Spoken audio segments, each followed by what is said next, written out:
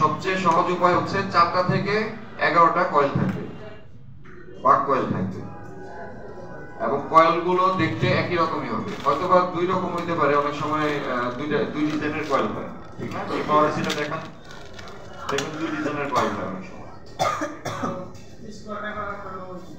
এখানে একই রকম ইউজ করছে, কিছু পাওয়ার আইসিতে আবার দুই রকমেরও ইউজ হয়, তবে এই সাইজেরই কয়েল হবে। আচ্ছা, সাথে একটা ক্রিস্টাল অসিলেটর থাকবে। এটা ক্রিস্টাল অসিলেটর কোথায় আছে?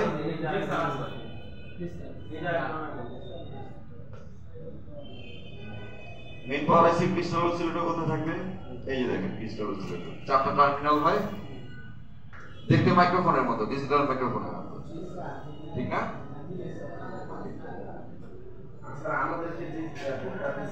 এটা হচ্ছে পাওয়ার সেকশন। পাওয়ার সেকশন কি বুঝা হয়ে গেছে? আপনার পেছনে যে ওনাকে রাখেন, আপনি কি করতেছেন? এই শিফটে আপনি কি করতেছেন?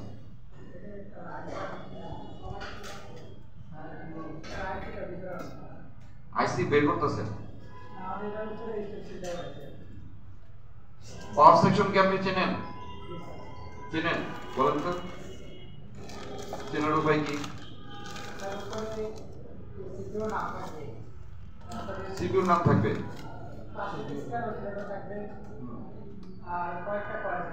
কয়টা কয়েল থাকবে? 4টা থেকে 11টা থাকবে। হ্যাঁ, আর সিপিইউর নাম লেখা থাকবে না, ব্র্যান্ডের নাম লেখা থাকবে, কোম্পানির নাম, ঠিক আছে? আচ্ছা, আর কন্ট্রোলিং সেকশন যেটাকে আমরা সিপিইউ সেকশন বলি, এখানে কি কি থাকে?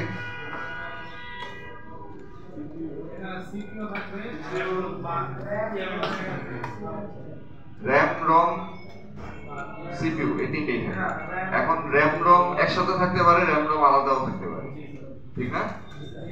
এটাকে বলে কন্ট্রোলিং সেকশন বা সিপিইউ সেকশনও বলে। চেনার উপায় সিপিইউ কোনটা আর র‍্যাম রম চেনার উপায়?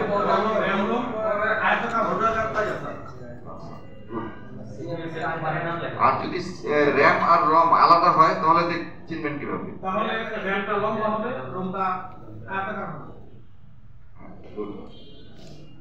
র‍্যাম সব সময় সিপিইউর পাশেই থাকবে, এটা সবসময় মনে রাখবেন, হয় সিপিইউর উপরে থাকবে না হয় পাশে থাকবে। র‍্যাম সব সময় সিপিইউর পাশে থাকবে, মানে আপনার পাশাপাশি বসবে অথবা সিপিইউর উপরে বসবে। আর রম দূরে থাকলে কোনো প্রবলেম নাই, কিন্তু র‍্যামটা সব সময় কাছাকাছি থাকতে হয় সিপিইউ, ঠিক আছে? আচ্ছা, দুইটা সেকশন হইলো। নেটওয়ার্ক সেকশন চেনার উপায়? এন্টিনা কি আমরা চিনি? চিনি তো, হ্যাঁ, এই হচ্ছে এন্টিনা। এটাকে বলে কি antenna? GSM antenna. GSM antenna. আপনাদের এনএসডিএ পরীক্ষায় এই এন্টিনার নাম জিজ্ঞাসা করবে, এটার নাম হবে জিএসএম এন্টিনা।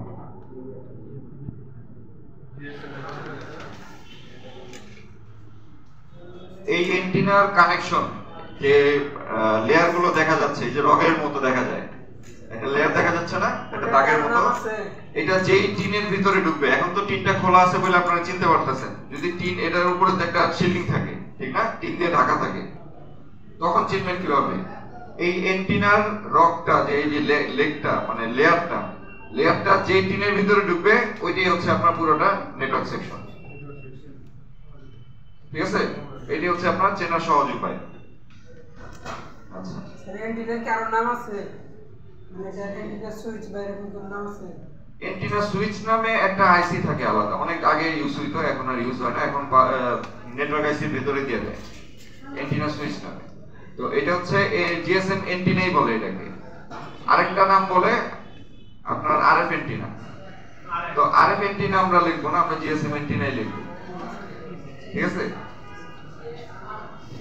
কারণ আরএফ বললে আবার এখানে ওয়াইফাই আইসা করে, কারণ ওয়াইফাই এর মধ্যে আরএফ আছে, ঠিক আছে? এই কারণে জিএসএম বলবো। আচ্ছা, এই তিনটার ভিতরে এই পুরো সেকশনটাই হচ্ছে আমাদের কি নেটওয়ার্ক সেকশনে কি কি আইসি থাকে? একটা আরএফআইসি থাকে। আরএফআইসিটা কি হয়? বল গ্রিড হয়। আরএফআইসির কোনো লেগ দেখা যাবে না পাশ দিয়ে, আরএফআইসির নিচে বল থাকবে, মনে থাকবে? আর আরেকটা জিনিস হচ্ছে আপনার আরএফআইসির মূল কাজটা কি? ফ্রিকোয়েন্সি জেনারেট করে, ঠিক না? আরএফআইসি ফ্রিকোয়েন্সি জেনারেট করে।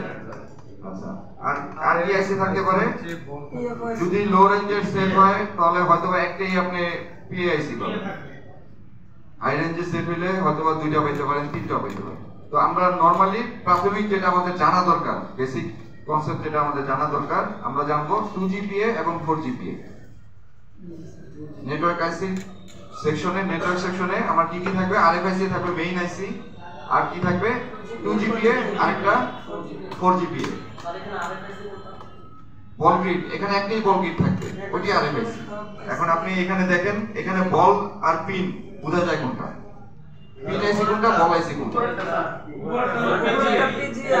উপরেটা যে দেখেন সাইডে লেগ দেখা যাচ্ছে, পিজিএ, হ্যাঁ? আর এটার মধ্যে কোনো লেগ দেখা যাচ্ছে না, তাহলে এটা হবে কি আমার বল গ্রিড। বল গ্রিড মানে হচ্ছে এটা নেটওয়ার্ক সেকশনে যেহেতু আছে, এটা আরএফআইসি হবে, ঠিক আছে? এটা হচ্ছে সবচেয়ে সহজ। আমার কি নাম আছে আমি এত নাম মনে রাখতে পারবো না, কারণ আমরা নতুন শিখতেছি, এতগুলো নাম আমরা মনে রাখতে পারবো না। এই কারণে আমরা এটা দেখতে কেমন এই ধারণা যদি নিয়ে থাকি তাহলে আমাদের চিনতে সুবিধা হবে, ঠিক আছে?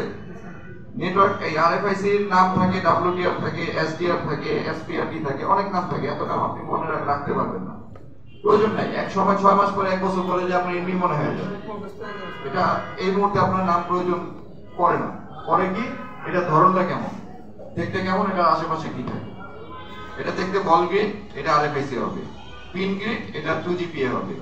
এই নেটওয়ার্কের এন্টিনা থেকে যে পিনটা প্রথম যে আইসিটাতে যাবে ওইটাই আমার 2GPA।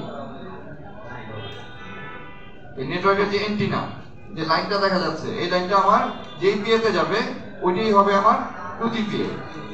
আর 4GPA আরেক জায়গায় হবে। বাকি যে আইসি থাকবে পিন গ্রিড, ওইটাই হবে আমার 4GPA, ঠিক আছে? এই হচ্ছে নেটওয়ার্ক সেকশন। তাহলে আমাদের কি গেল? পাওয়ার গেল, কন্ট্রোলিং গেল, নেটওয়ার্ক গেল। অডিও সেকশন চেনার উপায়, অডিও সেকশন চেনার উপায় কি?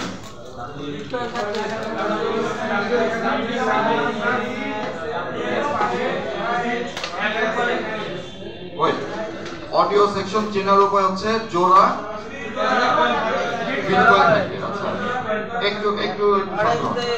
একটু শান্ত হন, আমি বলতেছি, একটু শুনুন। আমি আর একটু সহজ করে বুঝিয়ে দিই। জোড়া বিটকয়েনটা দেখতে ক্যাপাসিটরের মতো হবে, কিন্তু কালারটা হবে কালো, মানে অ্যাশ কালারের মতো, পুরোপুরি কালো না, রেজিস্টরের মতো কালো হবে না, ডায়োডের মতো কালো হবে না, ছাই কালারের মতো, কিন্তু দেখতে সাইজটা হবে ক্যাপাসিটরের মতো, ঠিক আছে? জোড়া বিটকয়েন। আর ওই বিটকয়েন আপনি অন্য কোথাও খুঁজে পাবেন না, একমাত্র অডিও আইসির পাশেই পাবেন, ঠিক আছে? অডিও আইসি সবসময় আমার বল গ্রিড হয়, এটা মনে রাখবেন। অডিও আইসি আমার বল গ্রিড হবে, ওটার নাম